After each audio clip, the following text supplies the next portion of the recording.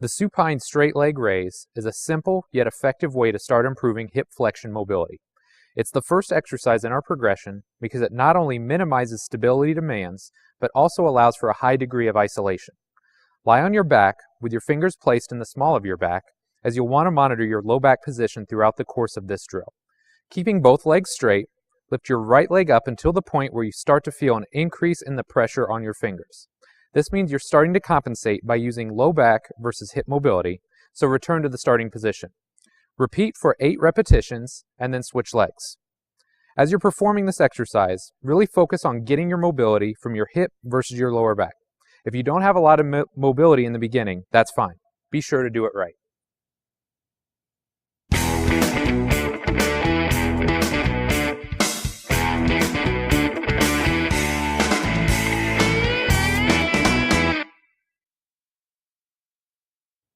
The high knee walk begins to take us from floor-based exercises to ones where you're moving around a bit more.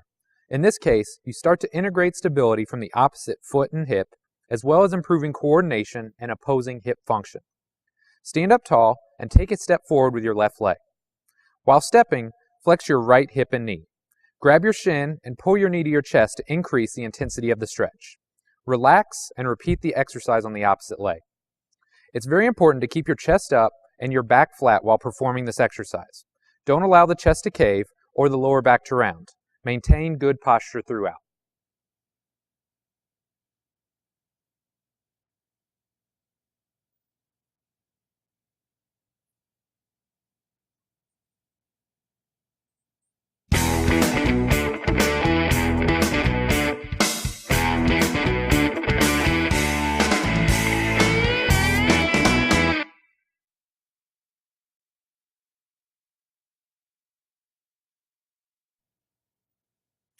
The single leg RDL is a very challenging progression. Not only will you be required to demonstrate a high degree of mobility in the down leg, but also stability in the stance foot and hip, and even the core. Step forward with the weight on your heel. With a slight knee bend and good posture, push the hips back and lower the torso to perform a toe touch as the opposite leg swings back. Maintain good posture throughout. You should have your chest out and a slight arch in your lower back. Many of the same issues you see with deadlifts come into play here. Don't allow the upper or lower back to round, and only go as far as your mobility allows. Don't rush through the reps. Stand up completely between each repetition. This is a very advanced progression, so be sure that you are prepared before trying it.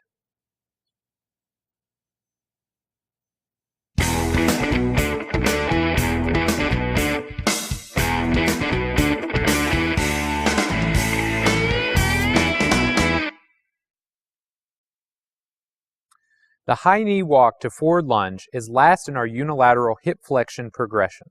It doesn't challenge hip flexion any more than a regular high knee walk, but it does add an extra stride that makes it a more comprehensive exercise. Perform the drill exactly as you would a high knee walk, but instead of just stepping back to the ground after the knee hug, you'll take the elevated leg and lunge forward. In the process, you'll be challenging single leg stability even more and get some length in the hip flexors on the trailing leg. As with the regular high knee walk, it's very important to keep your chest up and your back flat while performing this exercise. Don't allow the chest to cave or the lower back to round. Maintain good posture throughout.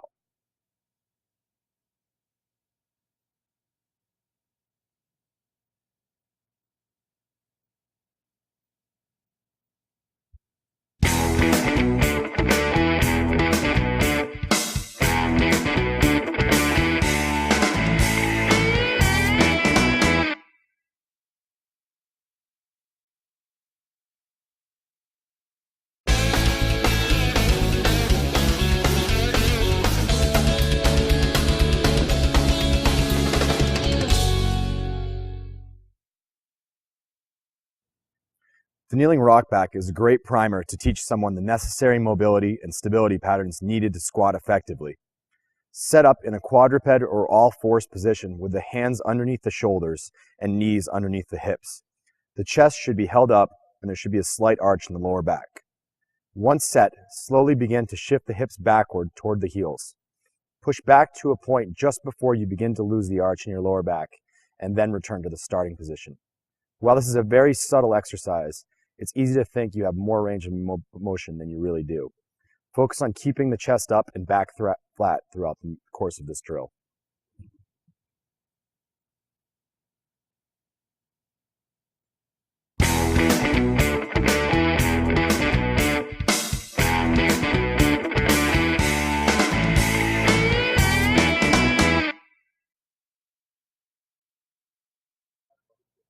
The squat to stand is an excellent movement for not only improving length of the hamstrings, but also the adductors.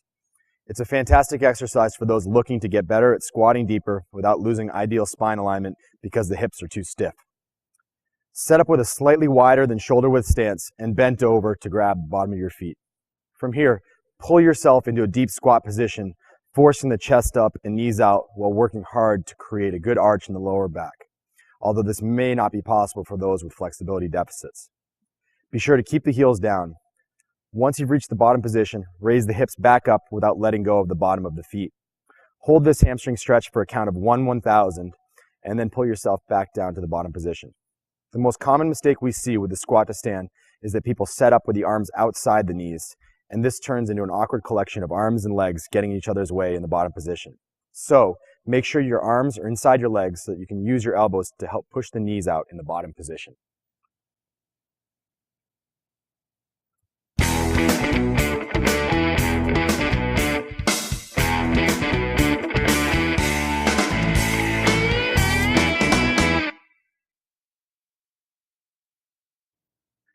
Popularized by strength coach Dan John, the goblet squat is an excellent exercise to regroove the squatting pattern while simultaneously improving mobility in the hips and thoracic spine.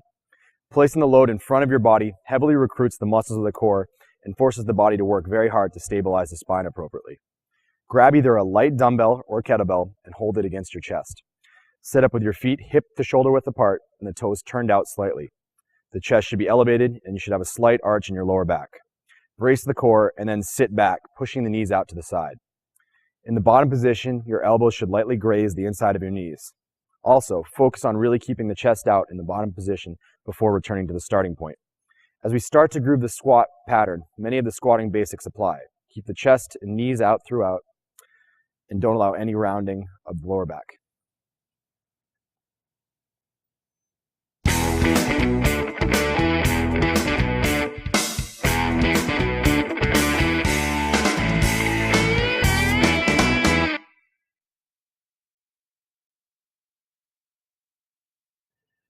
Prisoner squats are a truly comprehensive exercise, as they incorporate mobility at all the major joints, including the ankles, hips, and thoracic spine. Set up with your feet hip to shoulder width apart and toes turned out slightly. Place your fingertips behind your head to help keep your chest up and out. Brace the core and then sit back, pushing your knees out to the sides. As you sit back and down, go as deep as your hip mobility will allow you, or just before your lower back starts to round. Continue to push the knees out and return to the starting position. Most people will have a tendency to collapse in the bottom of the squat. Whether it's the knees or the chest, don't allow this to happen. Keep the chest up, push the knees out to the side, and don't allow the lower back to round. Focus on developing proper squat technique in your warm-up, and you'll be rewarded when it's time to hit the iron.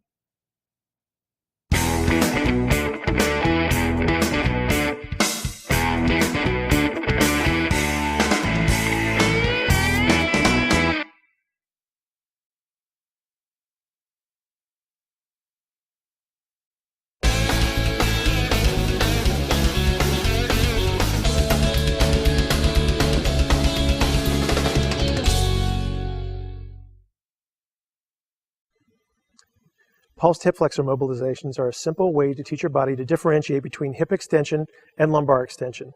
Keep in mind that the focal point here isn't on the range of motion, but making sure you're doing the exercise correctly. Place your left knee down on an AirX pad or rolled up towel.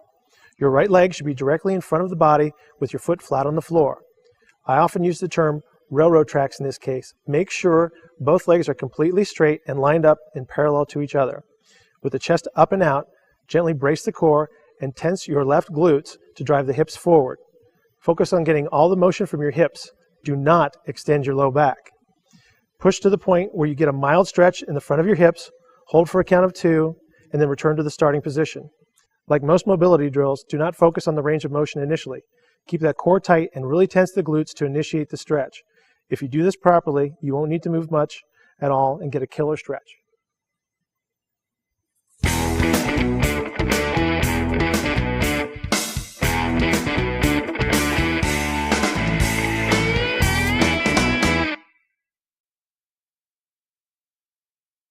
The wall hip flexor mobilization is a quick progression from the pulsed hip flexor mobilization that targets the shortness of the rectus femoris, a muscle that acts as one of the quadriceps and hip flexors.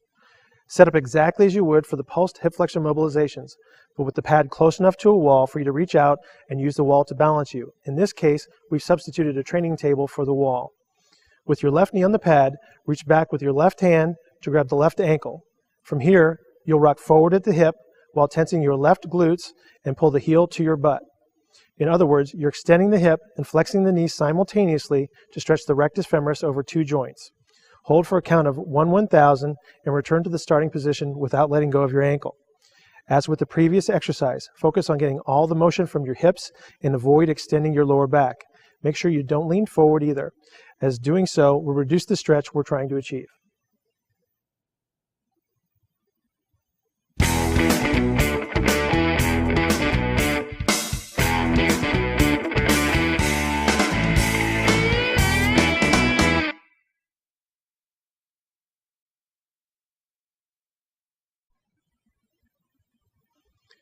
After the first two progressions, you should have a good idea how to mobilize your hips without using your lower back to do so. Now it's time to get you up and moving. This next progression will integrate the thoracic spine as well as adding in an element of stability and motor control. Stand with your feet together and your arms outstretched overhead. Gently brace the core. This will make sure that you're stabilizing your lumbar spine while extending through the thoracic spine. From the starting position, take an exaggerated step forward, landing on the heel. Lower under control to a point where the trailing knee is just above the ground, and then drive through the heel to return to the upright position. It's very important to keep the core tight throughout the course of this exercise. Not only will this increase stability in your lumbar spine, but it will also ensure that you're extending through the upper back.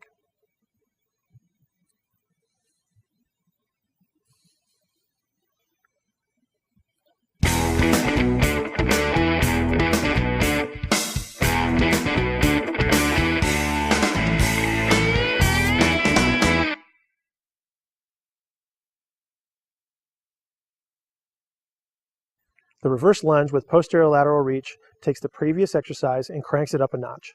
In this case, with the added reach, you're not only training to prevent rotation through the lumbar spine, but to improve rotation through the thoracic spine. Stand tall with your chest out and feet together. Brace the core and take an exaggerated step backwards, keeping the majority of your weight on your front heel.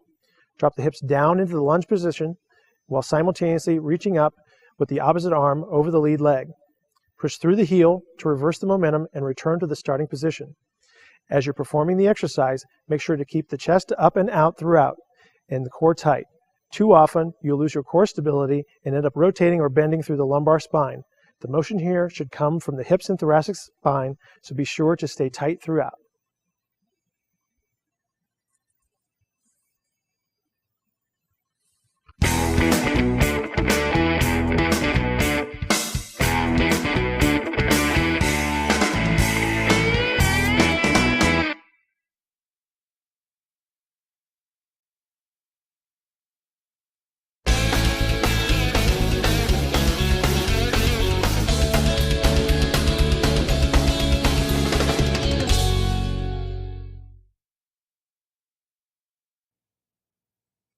The side-lying leg raise is a basic progression that allows us to feel the difference between true hip mobility and lumbar spine mobility.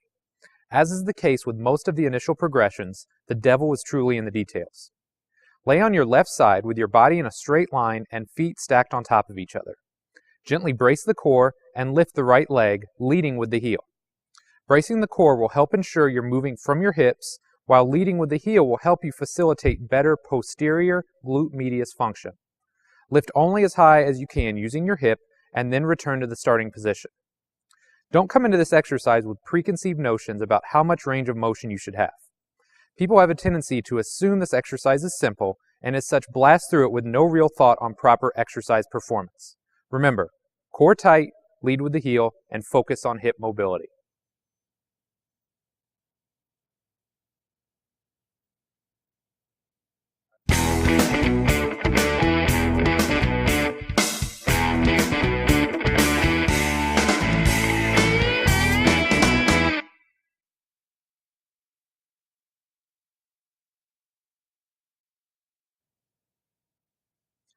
The split stance kneeling adductor mobilization is a great drill for improving length of the adductor magnus.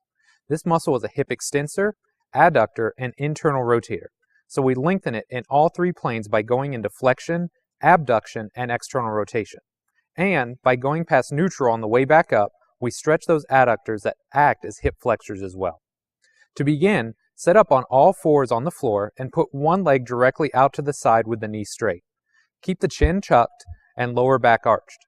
From here, you'll simply rock back, working hard to maintain the neutral spine position and stopping short of the point where the lower back wants to round. As you rock back, shift the weight on your outside foot more toward the heel so that the front of the foot comes up slightly. This will encourage a bit more hip external rotation. Return to the starting position and repeat for reps, and then on the other side. Be sure not to look up and don't round the lower back.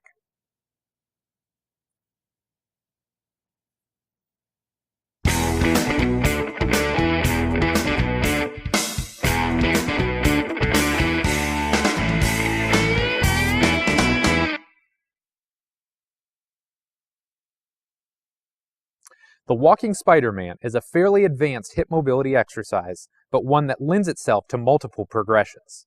Let's start with the most basic variation first. Take a long stride forward into a deep lunge position. Focus on keeping the chest up, the back flat, and lower the same side elbow to the heel of the forward leg. In the lunge position, think about squeezing the glute of the trailing leg and driving the hip towards the ground to increase the stretch. Stand back up to the upright position and then repeat with the opposite arm and leg. Be careful to avoid rounding of the lower back. As well, do your best to keep the chest up and out, as they will promote better extensibility through the thoracic spine as well. Finally, depth is important if you really want to get the adductors, so be sure to take long strides.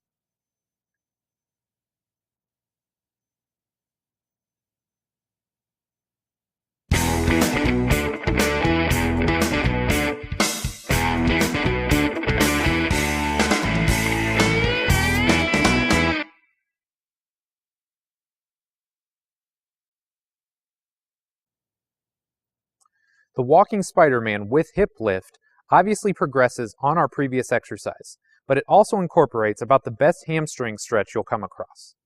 As with the regular walking Spider-Man, take a long stride forward into a deep lunge position. Focus on keeping the chest up, the back flat, and lower the same side elbow to the heel of the forward leg. In the lunge position, think about squeezing the glute of the trailing leg and driving the hip towards the ground to increase the stretch. With a regular Spider-Man, you'd simply return to the upright position. However, with this variation, you'll push your hips back and up, keeping your hands on the ground. In the process, you'll get a great stretch on the hamstrings of the front leg. After a count of 1,000, stand up to the upright position and repeat on the opposite side. As with the squat to stand, some lower back rounding is expected, particularly with those with stiff hips, and should be okay for most people, especially considering this is a more advanced progression. Do your best to keep the chest up during the Spider-Man portion of the movement, and be sure to take long strides as well.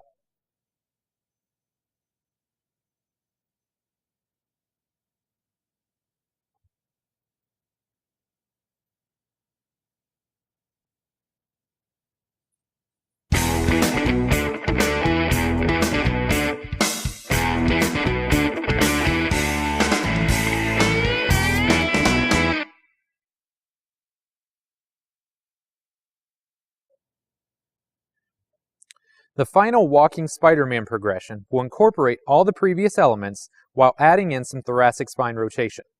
Not only will this improve total body mobility, but it will stretch the entire anterior sling or the fascial connections between one shoulder and the opposing hip. Take a long stride forward with the right leg and settle into a deep lunge position. Focus on keeping the chest up, the back flat, and then reach towards the sky with the left arm. In the lunge position, think about squeezing the glute of the trailing leg and driving the hips towards the ground to increase the stretch. Stand back up to the upright position and then repeat with the opposite arm and leg. Be careful to avoid rounding of the lower back. As well, do your best to keep the chest up and out, as this will promote better extensibility through the thoracic spine. Finally, depth is important if you really want to get the adductors, so be sure to take long strides.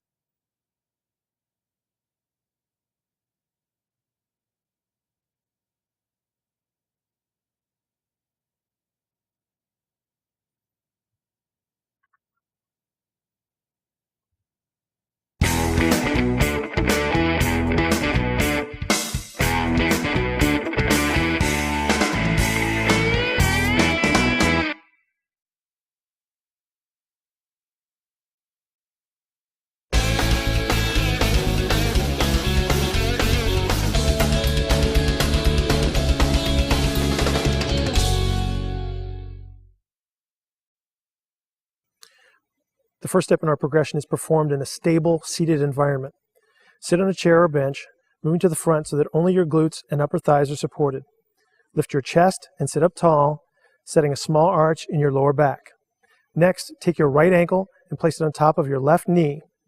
Once positioned, take your right hand and slowly press down on your right knee while using your left hand to pull gently on the right foot. Hold for a 1 to 2 count and then relax. Remember that this is a mobilization and not a stretch. Hold for a 1 to 2 count and then relax. This stretch may cause some lateral knee pain or discomfort for certain viewers, so be sure to progress slowly and never move into pain.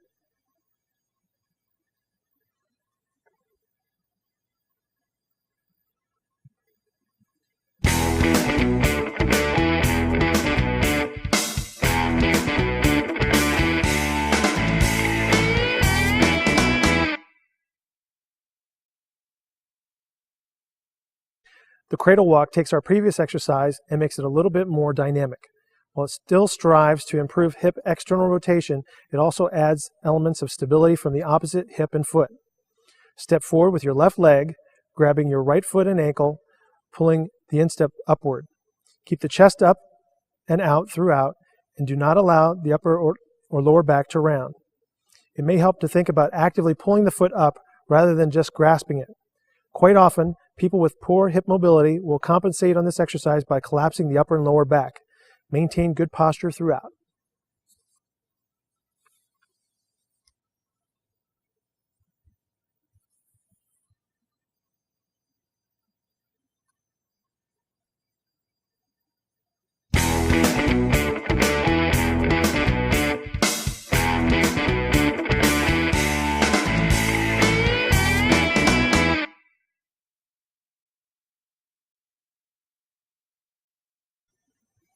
The split stance kneeling adductor mobilization was featured earlier as part of our hip abduction progression. It also fits well into this portion of our hip external rotation progression.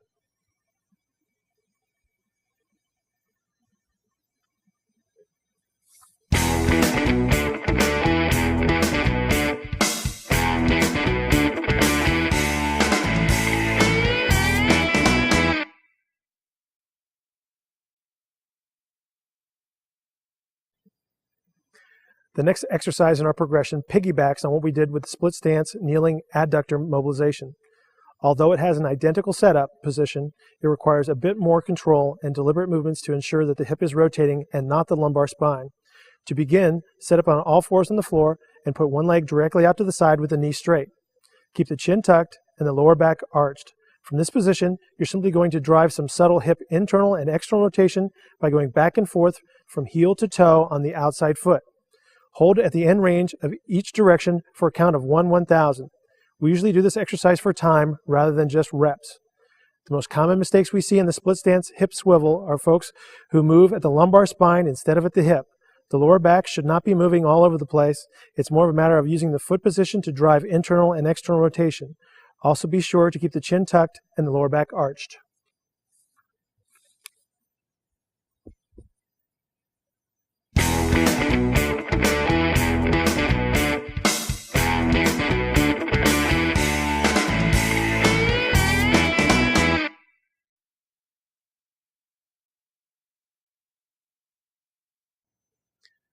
The final step and most challenging exercise in this progression is the hip airplane.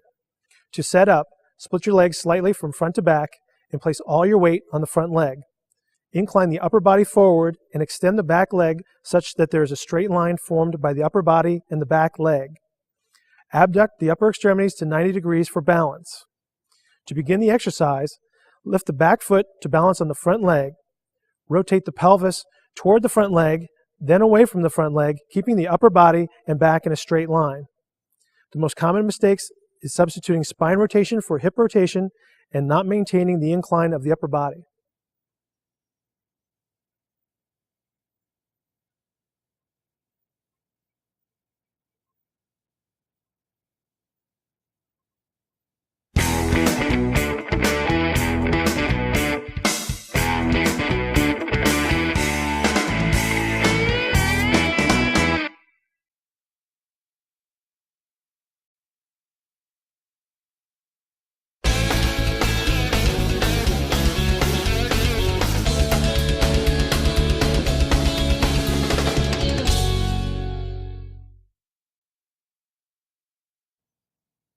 The first external rotation drill we have comes to us from strength coach Nick Tuminello.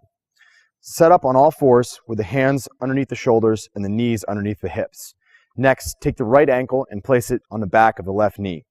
Set your lower back position and then think about pushing back into your right hip. You should feel a nice stretch in the right gluteal area. Hold for a 1 to 2 count and then return to the starting position. The key to this exercise is maintaining a neutral lumbar spine. Also, focus on keeping the hips pointed toward the front rather than allowing them to rotate or side bend in an effort to gain more range of motion. This should really ensure you're doing the mobilization properly.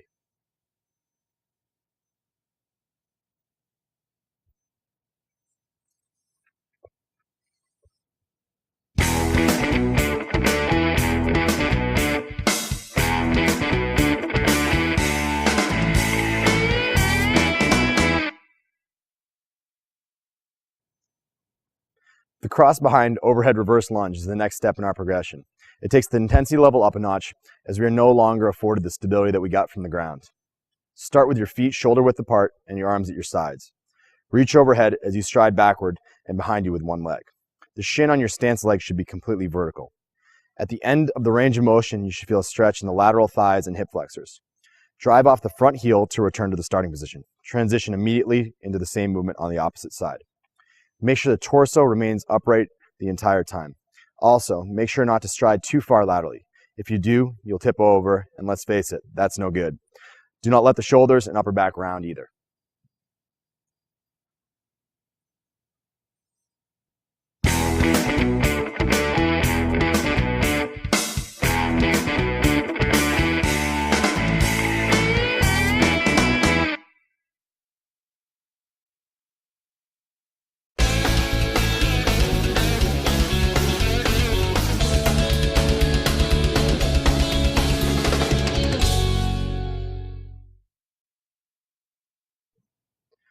The lying knee-to-knee pull is an effective mobilization for those who lack internal rotation due to muscular restrictions such as stiff glutes.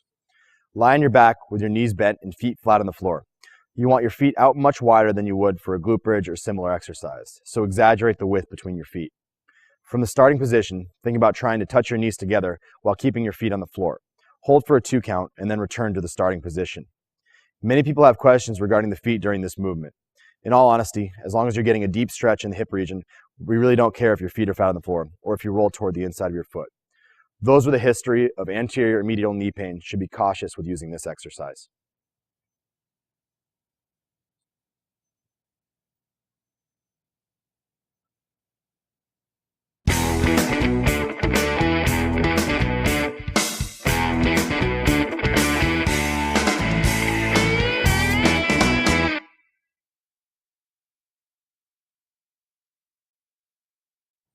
The prone windshield wiper is an effective mobilization for those who lack internal rotation due to hip capsule restrictions. Lie on your stomach with your arm out to the sides, knees together, and feet up in the air. From this position, keep the knees together and let the feet fall out to the sides. Hold for a 2 count and then return to the starting position.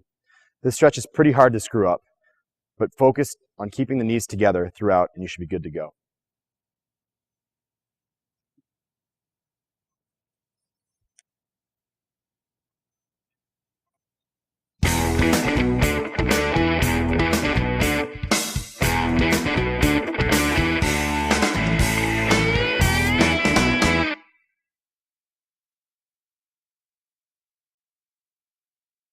The split stance hip swivel was featured earlier as part of our hip external rotation progression, but it also fits in very well here in our hip internal rotation progression, as the drill is designed to take the hip joint through its full range of motion in both directions.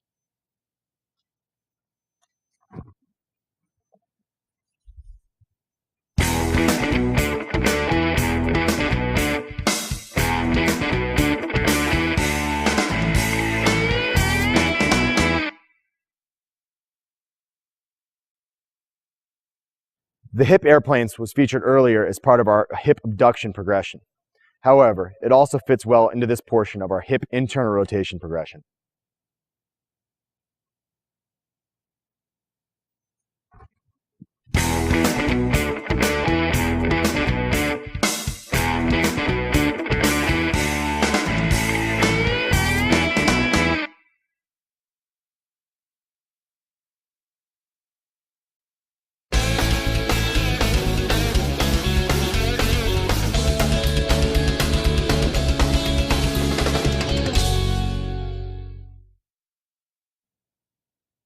The supine bridge is a staple exercise when trying to improve hip extension.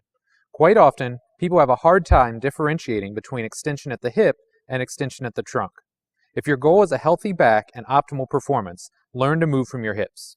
Start on your back, arms at your sides, knees bent, and feet flat on the floor. Tense the abs and squeeze your butt throughout the movement, going up as high as your glutes will take you. Lower under control to a point just above the ground, then repeat for the necessary reps. Do not go up too high and use the lower back. If it helps, think about raising one vertebrae at a time off the floor. Focus on driving through the heels and using the glutes to promote the movement versus the lower back or hamstrings. Common errors are going too far in the range of motion, using lumbar hyperextension to complete the movement, and not actively contracting the glutes to posteriorly tilt the pelvis at lockout. Remember, this exercise is all about getting the right muscles to work, not improving the range of motion or performing a certain number of reps. Do it right.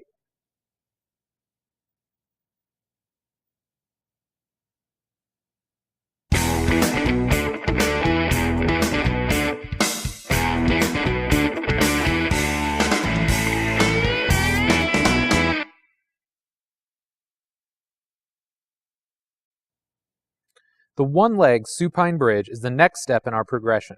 It's ideal because not only does it increase the intensity of the exercise, but it also allows us to address any side-to-side discrepancies we may see in glute strength or activation. Start on your back, arms at your sides, knees bent, and feet flat on the floor. Brace your abs, squeeze the butt on the plant side, and pull the opposite leg up to the chest. Go only as high as your glutes will take you. Lower under control to a point just above the ground, and then repeat for the necessary number of repetitions. Make sure to squeeze the glutes hard throughout, and especially at the top of the movement. Do not go too high and use the lower back. Avoid rounding the back when grabbing the shin. The head should not come up off the floor. Focus on keeping the core tight and using the glutes to promote the movement versus the low back and hamstrings.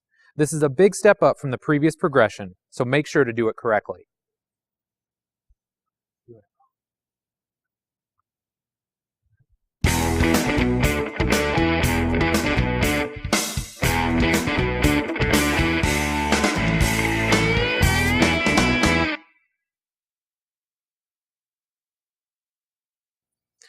The psoas version of the wall march isometric hold is extremely similar to the hip extension version outlined previously.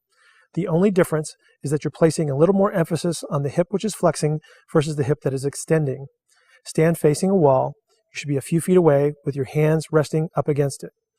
There should be a natural amount of forward lean in the starting position. Altering your amount of lean can actually be a progression within itself. The more lean you have, the easier the exercise will be as you're not working as directly against gravity. For a greater challenge, slowly work yourself into a more upright position. From here, gently brace your core and actively drive the heel of your stance leg into the ground while simultaneously raising your opposite knee as high as it will go. In the hold position, you should be actively contracting the glute on the stance leg, your chest should be out, core tight, and your opposite knee should be held as high as it will go. Throughout the course of this exercise, focus on keeping that knee as high as it will go and using your psoas to promote the movement.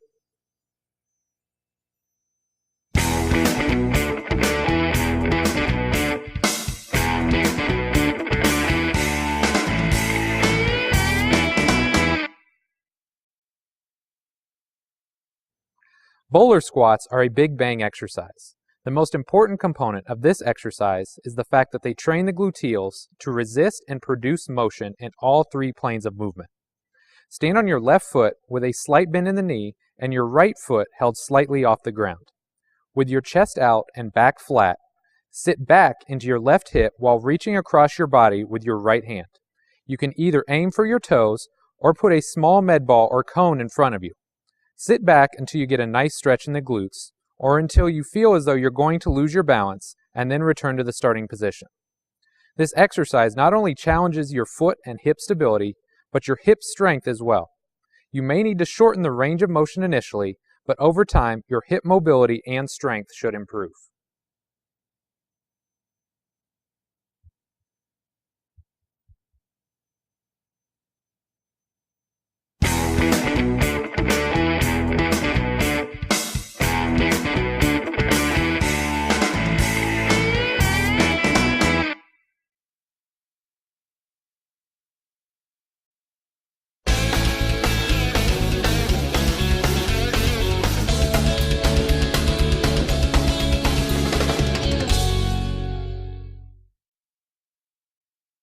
Hip abductor wall slides are a simple yet effective exercise for strengthening the glute max and posterior glute medius. There are minimal stability demands, which allows you to really focus on using the appropriate muscles and getting them stronger. Take your shoes off and lie up against a wall on your right side. Essentially, your entire body should be up against the wall: your feet, glutes, upper back, and head. With your feet stacked on top of each other, slightly externally rotate the toes of the left foot. This is the starting position. Gently brace the core and initiate the motion by pulling the heel back into the wall while simultaneously lifting it upwards. Lift in a slow and controlled fashion, making sure to use the muscles of your hip to perform the movement. Quite often, in an effort to obtain more range of motion, you'll see people using the muscles of their core and lower back to take over the motion. Do not do this. Lower under control to the starting position. This exercise is only as difficult as you make it. The harder you pull back into the wall, the more challenging it will become. Focus on keeping the core tight and moving from the hip, but not the lower back, and you'll be just fine.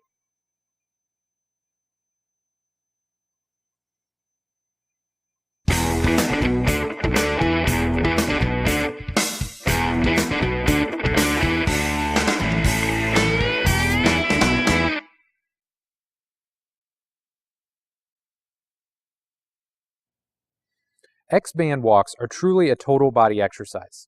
Popularized by strength coach Michael Boyle, this exercise effectively trains the glutes, core, scapular stabilizers, and shoulder external rotators, all in one movement. Take a resistance band and step on it so that both feet are resting on the band. Next, cross it over itself so the band forms an X, and hold it with your hands facing each other and your arms tucked into your sides. From this position, brace your midsection, get tall, and walk slowly from side to side. When walking, it may help to think about leading with your heel versus your toes. This will make sure that you're using all your muscles to abduct the hip and not just your TFL. If you're doing it correctly, you should quickly feel a nice burn in the back side of your hips. Again, this is one of those exercises that at first glance looks quite simple, but can be challenging to perform correctly. Keep in mind this is a hip exercise. Focus on leading with the heel, and don't allow the weeble wobble effect to take over. Stay tight and tall throughout. Do not allow the torso to side bend.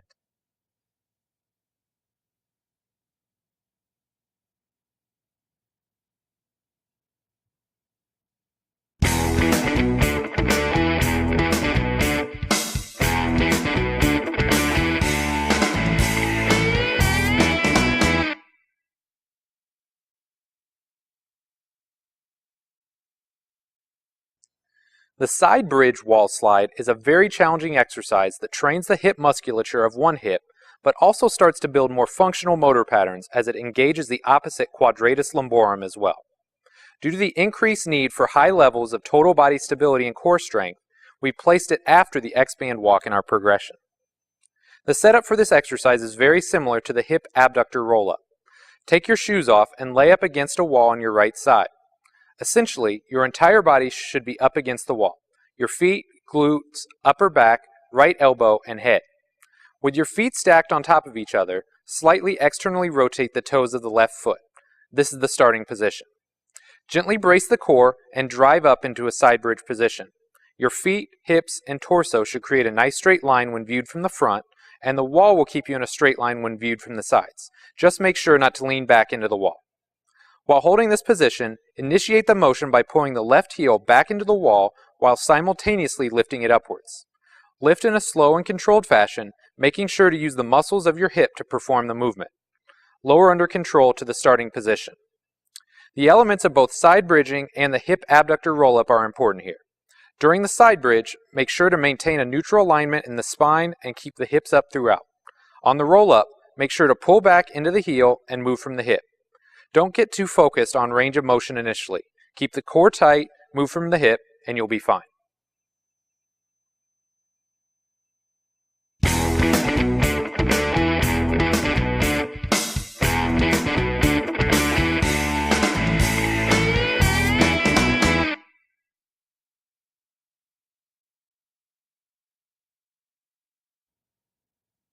Bowler squats were featured previously in our hip extension and glute activation progression, but they also fit well here in the abduction assessment.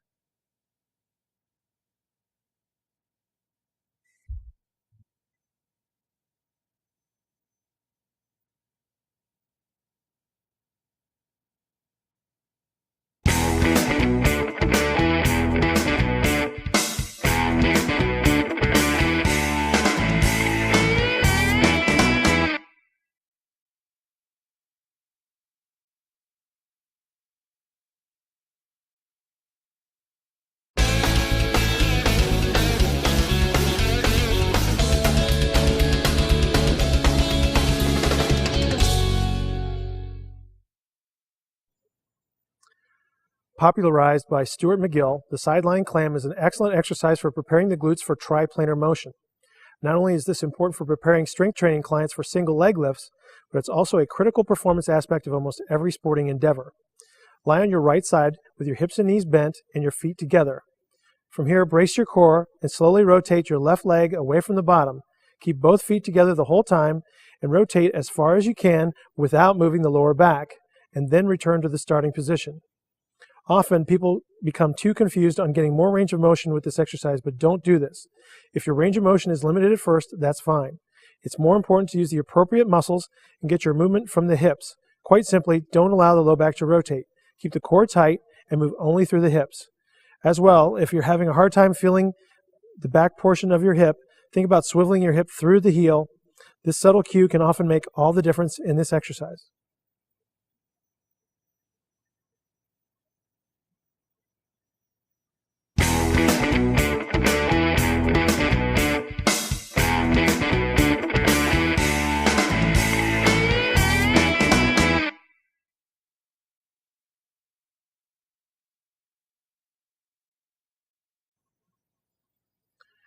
The band-resisted clam is a simple progression from the previous exercise. In this case, we're simply adding some external loading to elicit greater strength gains. Place a light band around your feet and slide it up so that it rests just above your knees. Lie on your right side with your hips and knees bent and your feet together. From here, brace your core and slowly rotate your left leg away from the bottom. Keep both feet together the entire time and rotate as far as you can without moving the lower back, and then return to the starting position. Again, when adding external load, people get too caught up with the range of motion. Keep the core tight and focus on movement around the hips. If range of motion suffers initially, that's totally normal.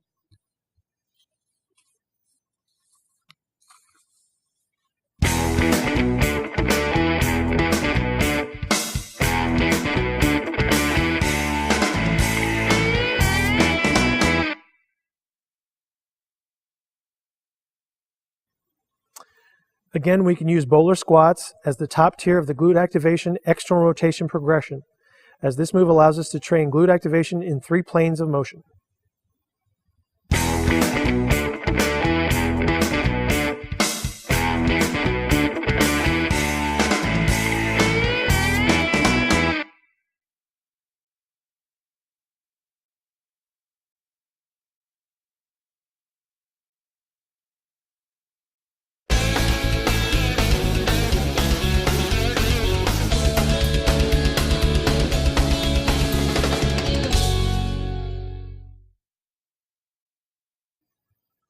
The lying psoas march is the first step in our hip flexion progression.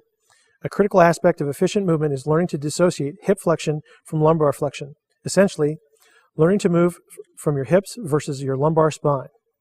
This progression will teach you to do that in a safe and effective manner. Lay on your back with your legs straight and your arms bent so that your fingertips are placed in the small of your back with a band around the feet. Focus on maintaining a neutral lumbar spine position throughout. If you're unable to do this on your own, try placing a small towel roll in between your lumbar spine and the ground. Initiate the movement by pulling from the front of your hip. If you feel it on the outside portion of your hip or your knee starts to track towards the outside of your body, reset and try again. It's very important to pull in a nice straight line. Pull as high as you can without losing the curve in your back, and then return to the starting position. The first step in this progression is critical. Ideally, over time, you get to the point where you can get your hip above 90 degrees without losing your lumbar curve.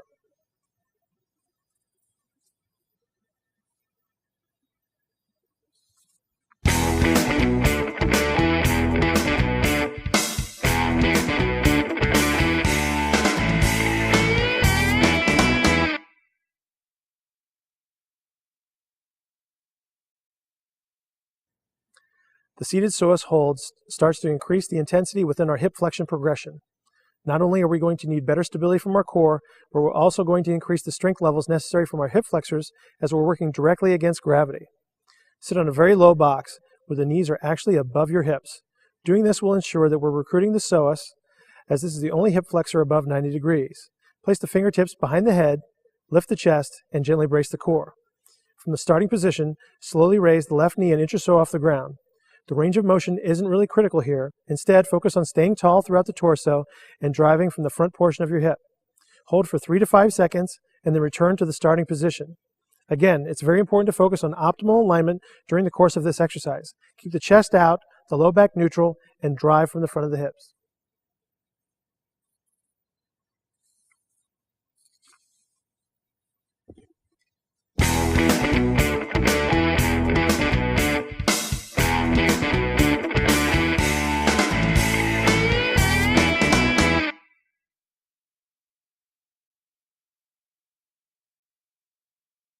The wall march isometric hold bridges the gap between floor-based hip extension exercises and more real-world activities.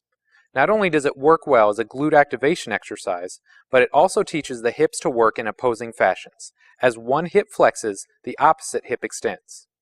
Stand facing a wall. You should be a few feet away with your hands and fingertips resting gently up against it. There should be a natural amount of forward lean in the starting position. From here, gently brace your core and actively drive the heel of your stance leg into the ground, while simultaneously raising your opposite knee as high as it will go. In the hold position, you should be actively contracting the glute on your stance leg. Your chest should be out, and your opposite knee should be held as high as it will go. It's very easy to assume this is an easy exercise, and therefore perform it incorrectly. Focus on staying tight and tall throughout, and really squeezing the glute of the down leg.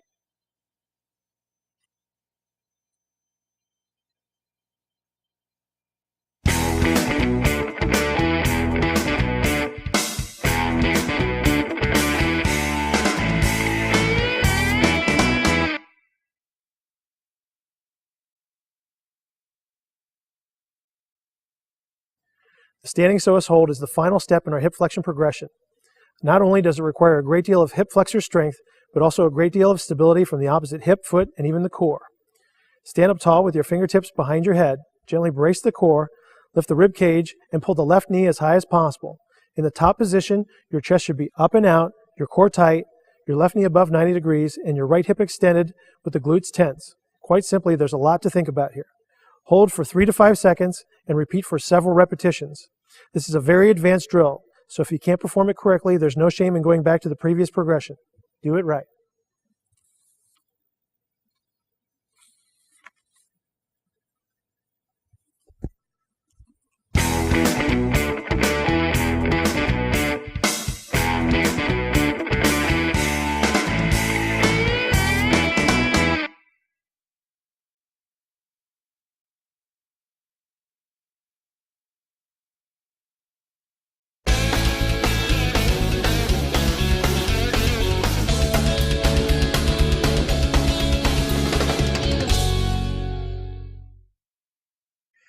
Working within the physical therapy and sports performance industries, we see a ton of injuries to the lower leg. Whether it's due to poor mobility, poor footwear choices, or flat-out overuse, this is a simple yet effective movement to improve the mobility in this often injured area. You'll notice that we perform our ankle mobilizations barefoot whenever possible. Start in the pike position with the hips higher than the rest of the body and place the left foot behind the right ankle. With the right leg straight, press the heel of the right foot down to stretch. If you want to put more emphasis on the soleus muscle than the gastrocnemius, try bending the stretch leg rather than keeping it straight. As your mobility and soft tissue extensibility improves, slowly work your hands and feet further apart to increase range of motion.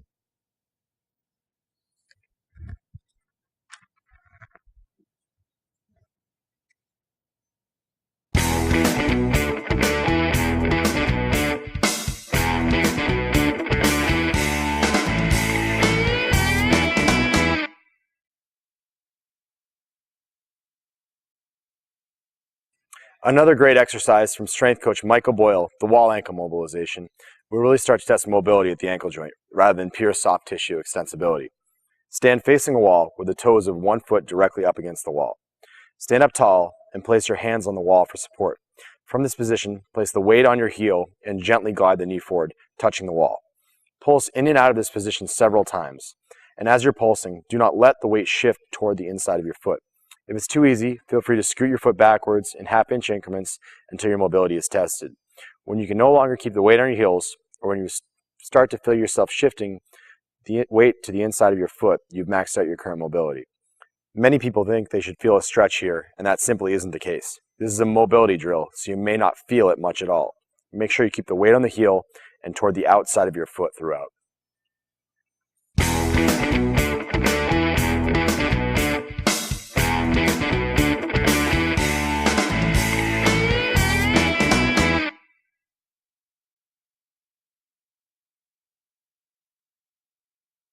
The final exercise in our dorsiflexion progression will really test the mobility at your ankle joint.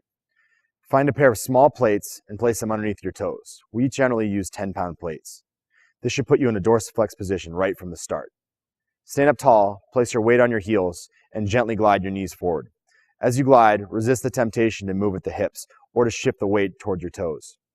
Keep the weight on your heels and stay tall throughout.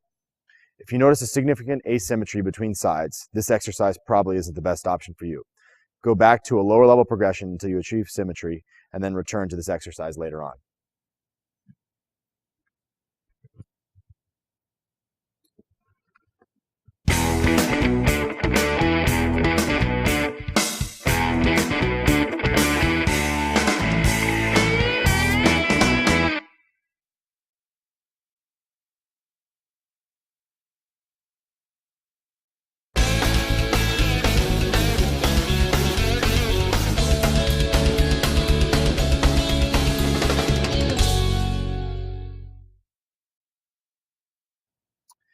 Thoracic extensions on the foam roller is the first exercise in our thoracic spine mobility progression. It's the first choice because it works strictly on thoracic extension, which occurs only in one plate of motion. As we progress, we'll add in elements of thoracic rotation and combined extension and rotation. Position yourself seated on the floor with the knees flexed to 90 degrees with your body perpendicular to the roller behind you. Lie back so that the roller crosses your upper back just below the shoulder blades. In other words, the roller should be on your mid-back, not your lower back. Clasp your hands gently behind your head and pull your elbows together, making sure to keep the chin tucked. From there, you're going to extend at the upper back, hinging over the roller to mobilize the upper back.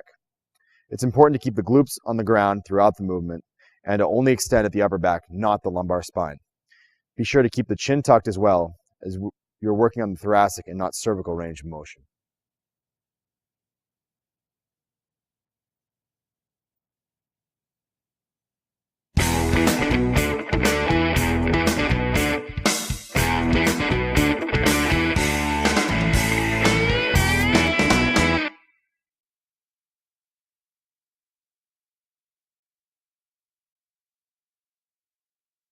The bent over T-spine rotation is the next exercise in our progression, as it emphasizes more of a purely rotational mobilization.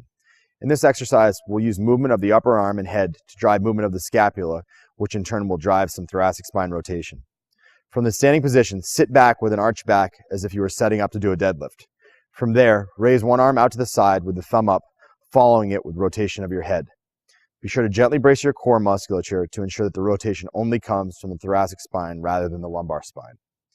Be sure to keep the upper arm at a 90-degree angle to the body, as dropping it will diminish the effectiveness of the mobilization. Also, make sure that the upper back is not rounding at the start of the movement. The entire spine should be in neutral alignment.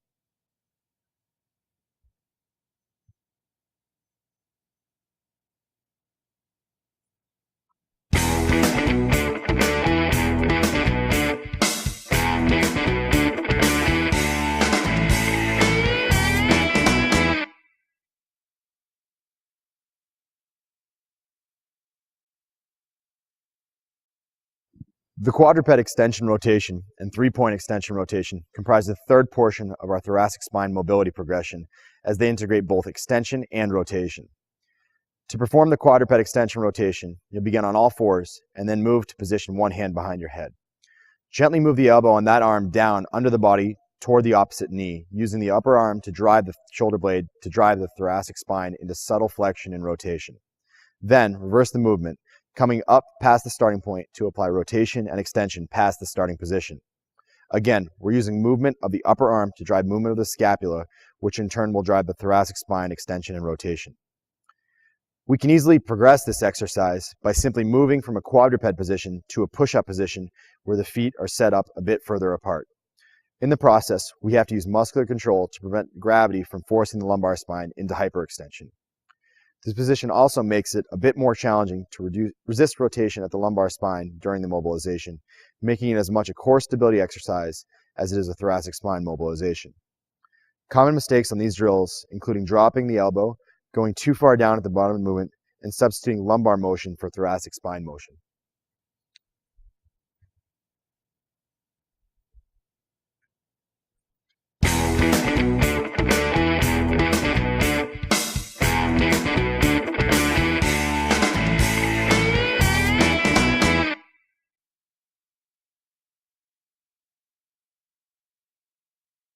The yoga push-up is another thoracic spine mobility drill we really like to use because it allows us to address other issues in other parts of the body. First, we can improve scapular stability and core stability with a correctly executed push-up. Second, the add-on at the end of the movement mobilizes the hamstrings and calves. The first portion of the movement is a regular push-up. The chest, and not the chin, should reach the floor first, as we don't want to promote a forward head posture. Likewise, by puffing out the chest and using the upper back muscles to essentially pull oneself down to the floor, we're pre-tensioning important scapular stabilizers that protect our shoulders. Be sure to keep the elbows at a 45-degree angle to the body. They should not flare out. At the top of the movement, simply shoot the hips up in the air and simultaneously force the heels down to the floor. With the hands still on the floor, this repositioning of the hips put the thoracic spine in a more extended position. The most common mistakes we see with yoga push-ups occur with the push-up portion itself. You shouldn't look up, as it puts you in a hyperextended posture at the cervical spine, and the elbows shouldn't flare out, as it adds to stress at the shoulder girdle. Also, be sure not to let the hips sag in the bottom position. Those individuals who cannot do full push-ups with perfect form should stick with earlier exercises in our thoracic spine progression and over time progress to just doing the top portion of the yoga push-up. When the upper body strength and core stability have improved sufficiently, the entire drill can be performed.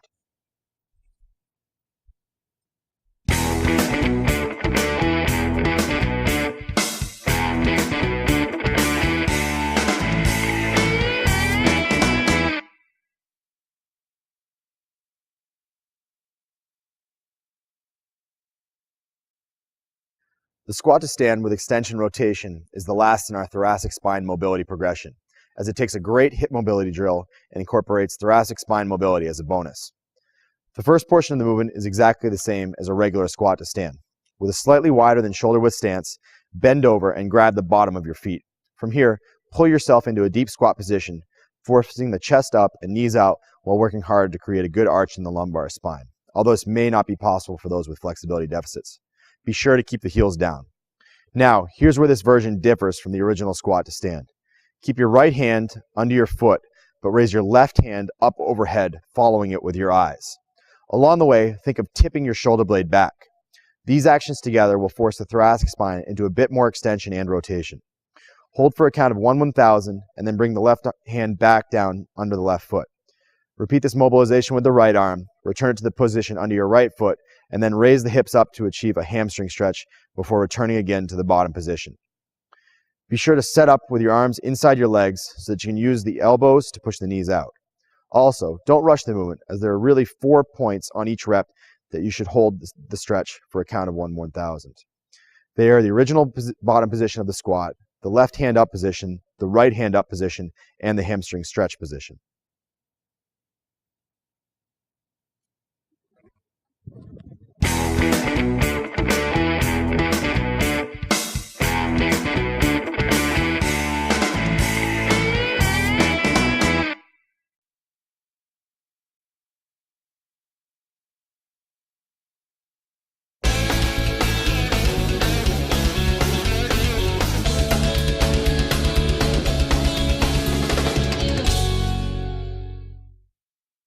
Forearm wall slides, as demonstrated earlier, are the first step in training the integrated upward rotation assessment.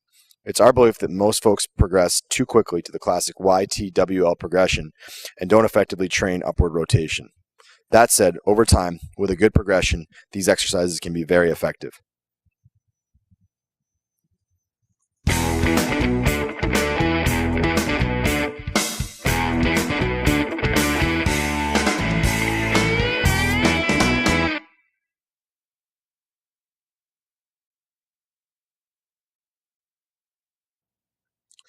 Many of you are probably already familiar with scap push-ups, particularly if you have viewed some of our previous DVDs.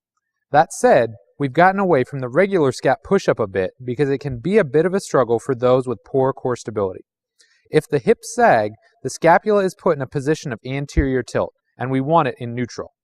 To remedy this issue, we've gone to feet elevated scap push-ups almost exclusively. Elevating the feet also increases elevation in the arm, and the research has shown that this repositioning increases serratus anterior recruitment. Set up in a push-up position with the feet elevated on top of a box or low bench. Keeping the chin tucked in a neutral position, and without allowing the elbows to bend, let the shoulder blades come together. This should make your torso drop about 2 inches towards the floor. From the bottom position, protract the shoulder blades to return to the starting position. Again, keep the elbows straight. Make sure not to allow the hips to sag, elbows to bend, or head to protrude forward. Our goal is a spine that's in a neutral position from top to bottom. Don't go too fast. This isn't meant to be done explosively.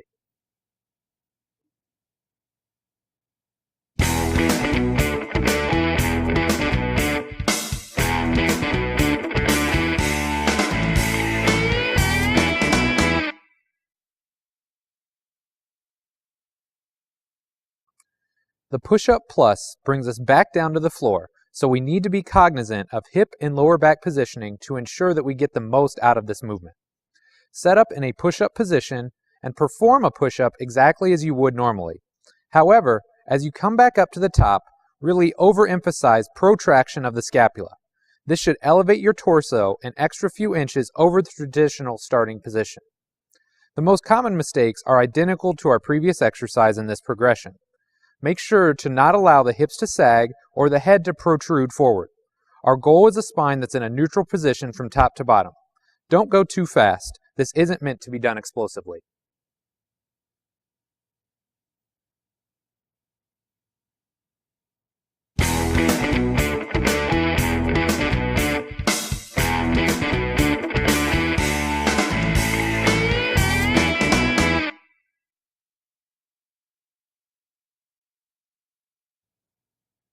Hand switches are a great exercise that can be done for reps or time. The more dynamic nature of the exercise and the side-to-side movements make it an excellent next step in our progression. To begin, set up on the floor as if you were going to do a push-up. Immediately to your right, you'll want a small aerobic box or step about 6 to 8 inches in height. With only a slight bend in your elbow, reach up and put your right hand on the step and then follow it up with your left hand. Then, walk down to the right side of the step. Once both hands are down on the ground on the right side of the step, go back in the opposite direction. Many of the same mistakes we see with push-up variations are present with hand switches. You don't want to allow the hips to sag or head to protrude forward. Also, make sure not to bend your elbows too much. If all the movement occurs at the elbow, you aren't going to achieve the same benefits with the scapular stabilizers.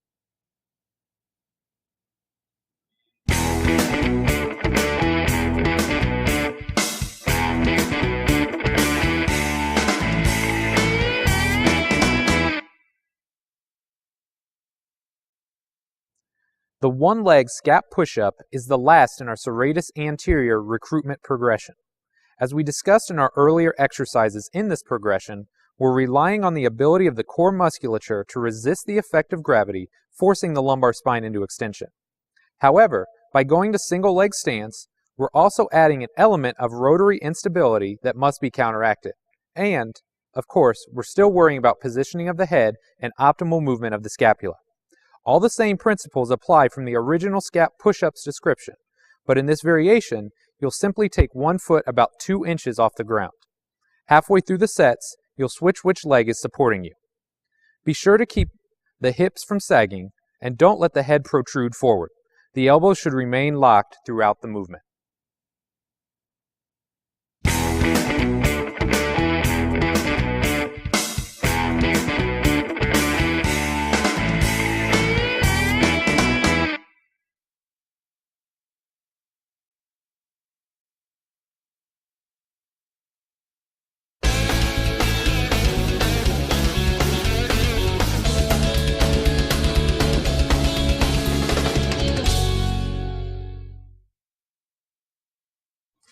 We use the sideline crossbody stretch to improve length of the posterior rotator cuff muscles and gain internal rotation.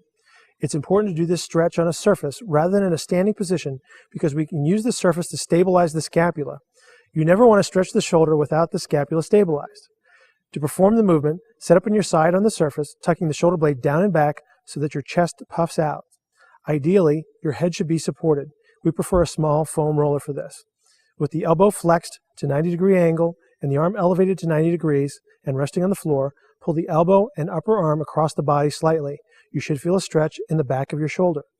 Make sure the scapula is stabilized on the ground and you shouldn't be rounded over with your shoulders. Again, it's ideal to have head support.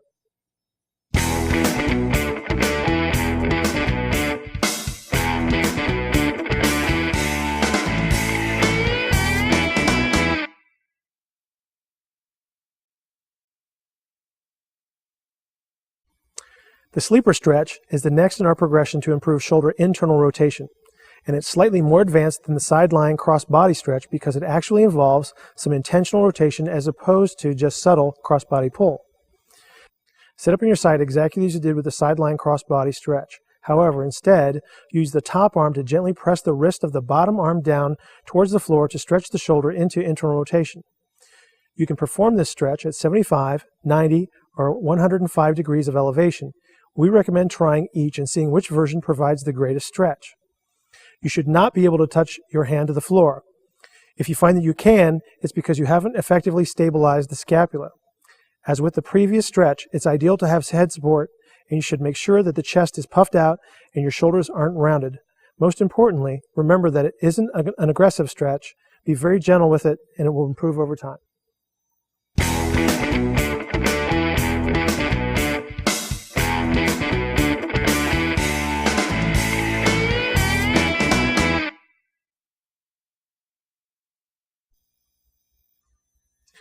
The prone internal rotation is the first activation exercise for the subscapularis, and it requires a very specific setup.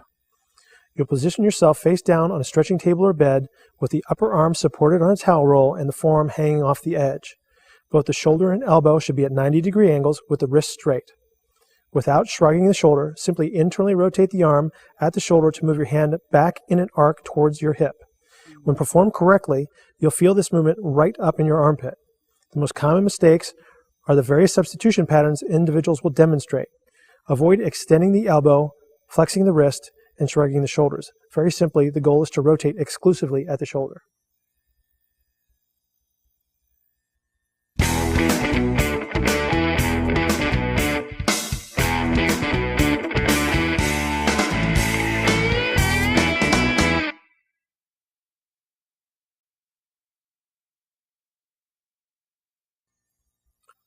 Dynamic blackburns are the last in our shoulder internal rotation progression, as they allow us to not only enhance shoulder internal rotation, but also to integrate it with an appropriate scapular upward rotation pattern. To begin, set up face down on the floor or bench with your hands behind your lower back as if you're being handcuffed. The palms should face away from the body.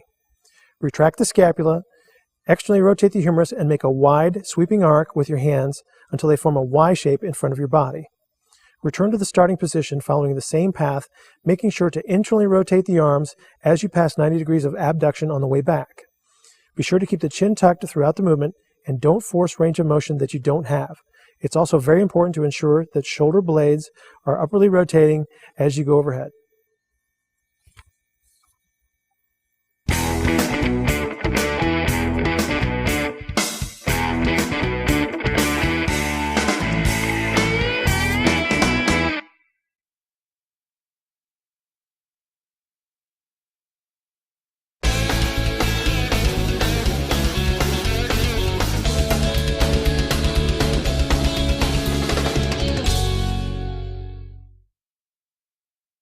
I learned the no money drill from Randy Dillon, an athletic trainer based in Wilmington, Delaware.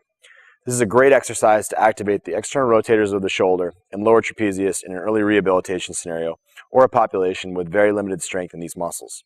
By standing up and working in the transverse plane, we markedly reduce the challenge that gravity imposes on folks. It's also a fantastic exercise because it doesn't require overhead motion, something that will commonly be painful for those with shoulder problems. To begin, set up with your back against a door frame, corner of a wall, or a post. You should have the shoulder blade on each side of this corner. Stand up tall with the head positioned against the corner and chins tucked so that you aren't in a forward head posture. Begin with the elbows flexed to 90 degrees and hands adjacent to one another out in front with the palms up. From here, retract and depress the shoulder blades and externally rotate the shoulder so that the arms rotate out to the sides. In the process, you'll be gently stretching the muscles in the front of the shoulder while activating the posterior rotator cuff and lower trapezius, which is very important for scapular stabilization. Return to the starting position along the same plane of motion and repeat for reps. Avoid shrugging the shoulders up and make sure to keep the chin tucked and head against the wall. Those with significant restrictions in external rotation range of motion may not be able to go too far with this exercise, so don't force motion on it if it isn't there. It will come around in time.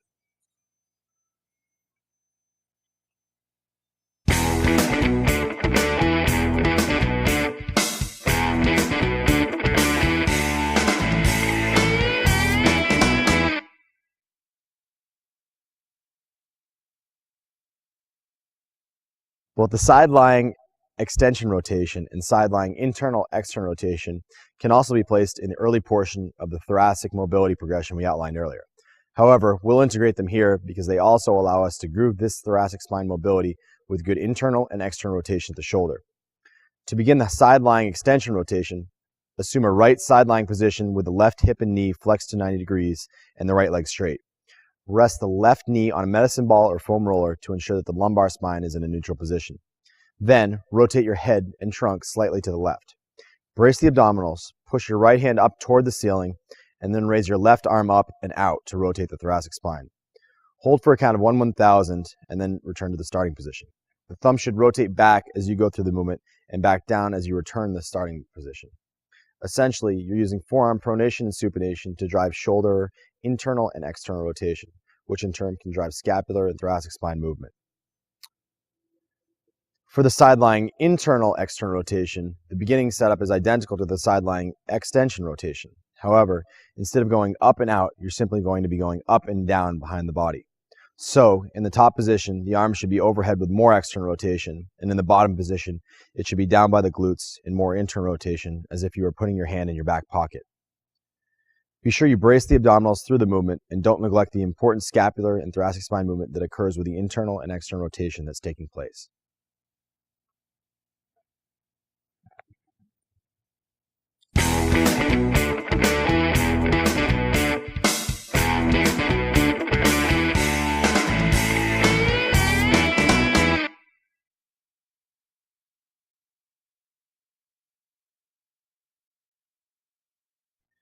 The split stance broomstick pec mobilization is a great drill to open up the pecs, which get tight not only in people who spend too much time at computers, but also everyone who bench presses far too frequently. To begin, set up in a staggered position with your left foot about 2 feet in front of your right and the toes pointing straight ahead. The distance between your feet from front to back obviously depends on your height, so if you're shorter, it's shorter, and if you're taller, it's longer. Stand up tall and hold the broomstick so that one end is in your left palm and the other end is being held by your right hand. Keeping both elbows straight, push gently with your right hand and pull back slightly with the left upper back muscles so that the left arm is stretched back and out. When performed correctly, you should feel a stretch across your pecs and a small activation in the muscles in the back of your shoulder and upper back. Make sure that the toes don't point out as you perform this exercise. Also, it's very important to actively pull the shoulder blade back and down, as you don't want to force upper arm movement on a fixed shoulder blade.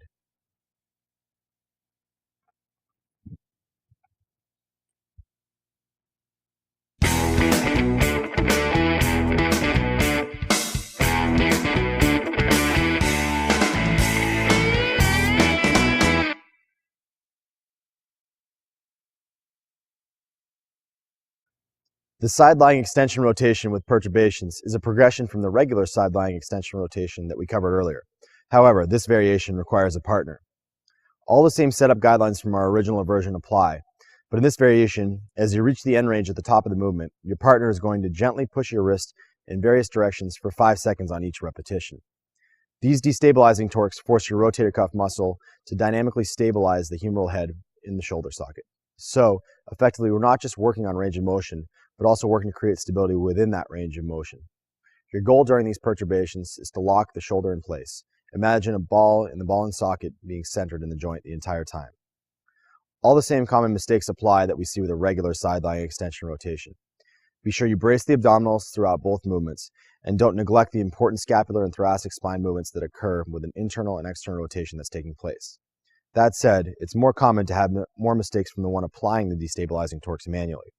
It's important for your coach or training partner to not push too hard, slap, or go so fast that you don't actually have time to respond to these movements.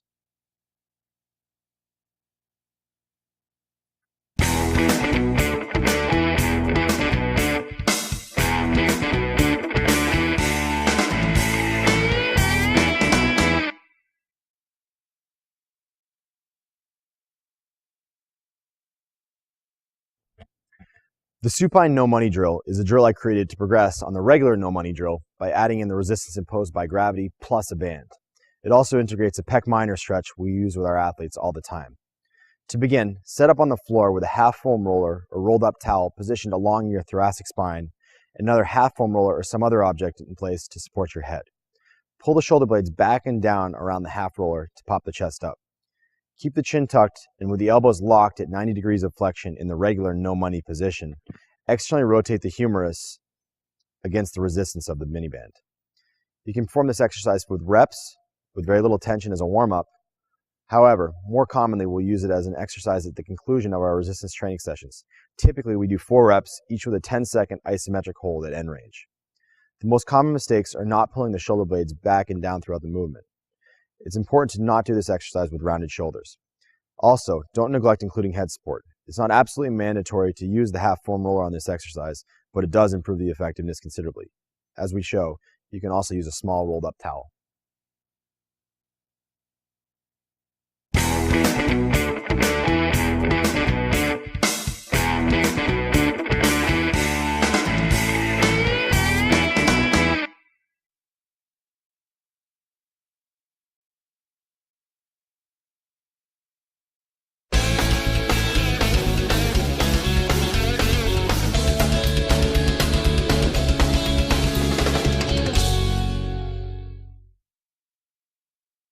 The scapular wall slide is the first in our lower trap activation progression, as it's very basic and requires no equipment. If you're someone with a history of shoulder pain that is exacerbated by overhead activity, we recommend that you start with the no money drill and then progress to scapular wall slides over time. To perform this exercise, position your upper back and the back of your head up against the wall. It's fine to have your feet as far away from the wall as is comfortable. To begin, raise your arms up overhead with your hands as far back as they can comfortably go. From this overhead position, slide your arms down the wall by pulling your shoulder blades down and puffing out your chest. Work to keep the arms as externally rotated as possible, but don't worry if they can't be on the wall the whole time. Hold at the bottom position for a count of 1/1000. The most common mistakes we see with the scapular wall slide are forward head posture and too short of a range of motion. So be sure to keep your head back and go through a full arc of motion.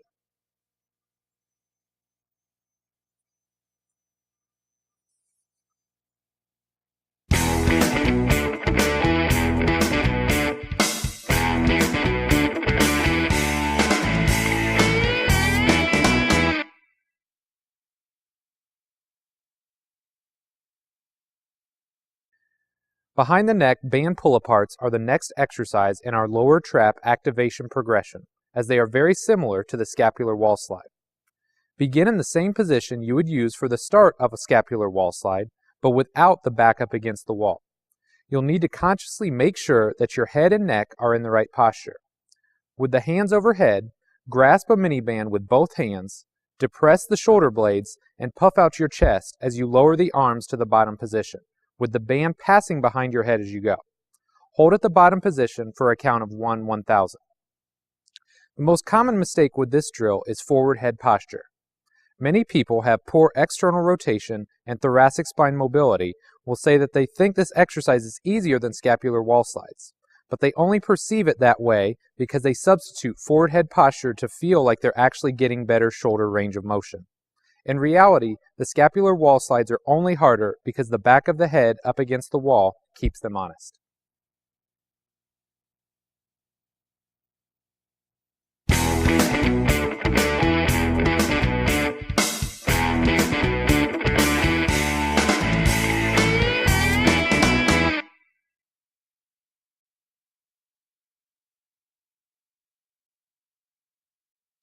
The reach, roll, and lift is a great drill for activating the lower trapezius, and it requires very little space and no equipment. Begin by kneeling on the floor with the chest over the thighs in a neutral spine posture. The palms should be flat on the floor in front of you. From this position, slide one hand forward as far as possible on the floor. At the end of this range of motion, and without bending the elbow, externally rotate the arm and lift the hand off the ground. Hold for a count of 1/1000 at the top, and then return to the starting position. Repeat with the opposite arm. The most common mistake is substituting elbow flexion for scapular motion, so be sure to keep the elbow straight during the lift portion of the movement. As well, don't allow the chest to rise up during the movement.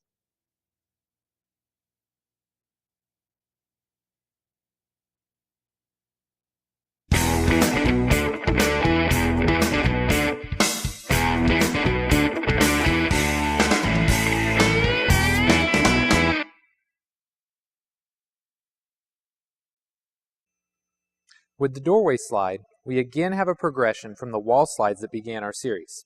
This time, we can use the door to help us get a bit more shoulder external rotation as we work to establish appropriate scapular upward and downward rotation.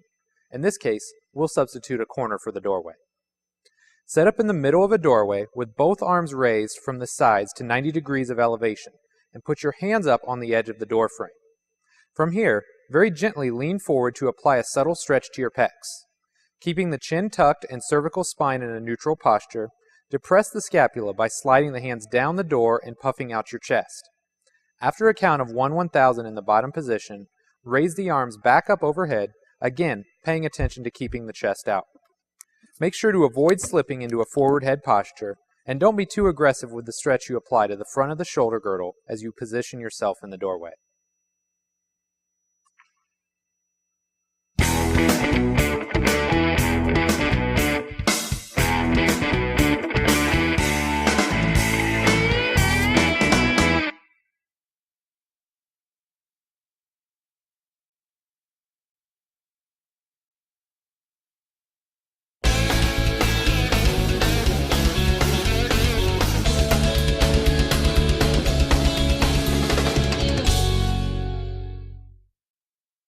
Forearm wall slides, as demonstrated earlier, are the first step in training the integrated upward rotation assessment. It's our belief that most folks progress too quickly to the classic YTWL progression and don't effectively train upward rotation. That said, over time, with a good progression, these exercises can be very effective.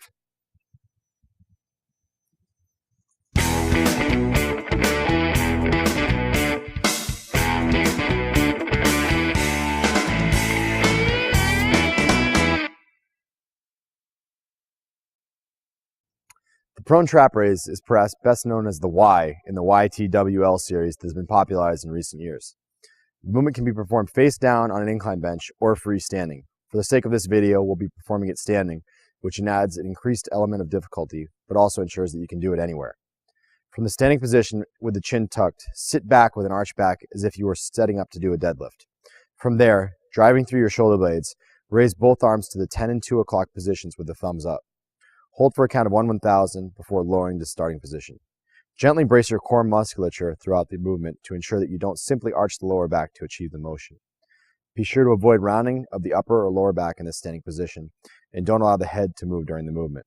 Most importantly, remember that we're training upward rotation of the shoulder blades, so you don't want to just shrug the weight up. The shoulder blades should be repositioned somewhat back and down by the top of the movement.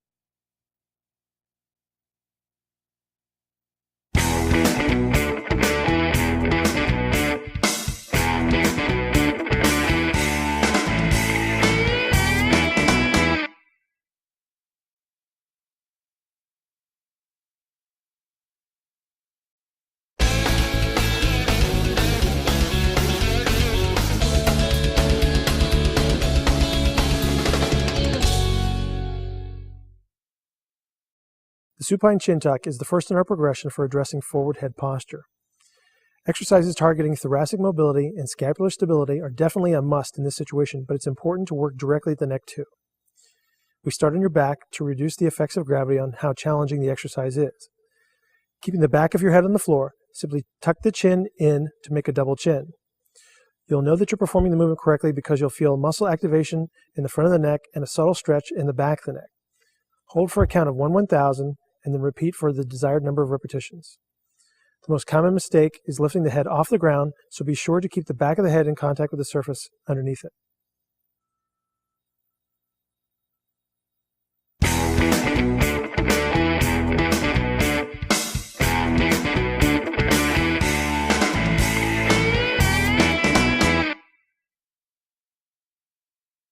The standing chin tuck is the next progression for addressing forward head posture. It doesn't make the move markedly more difficult, but it does add an element of convenience that makes it easy for you to perform this exercise anywhere without having to get down on the floor.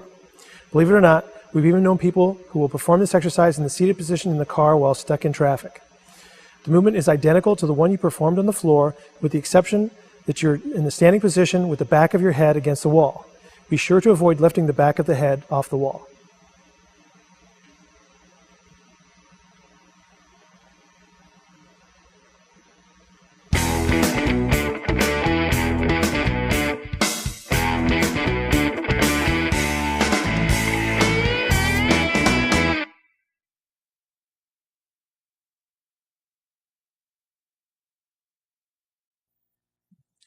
The supine nod and lift addresses strengthening of the deep neck flexor muscles, which is a key component to correcting forward head posture. Lie supine with the head in a neutral alignment. Perform a nodding motion with the head to activate the deep neck flexor muscles, then lift the head slightly off the ground without flattening the natural curve of the neck. Common mistakes include performing an extreme chin tuck, which flattens the natural curve of the neck, and lifting the head too high, causing flexion in the neck.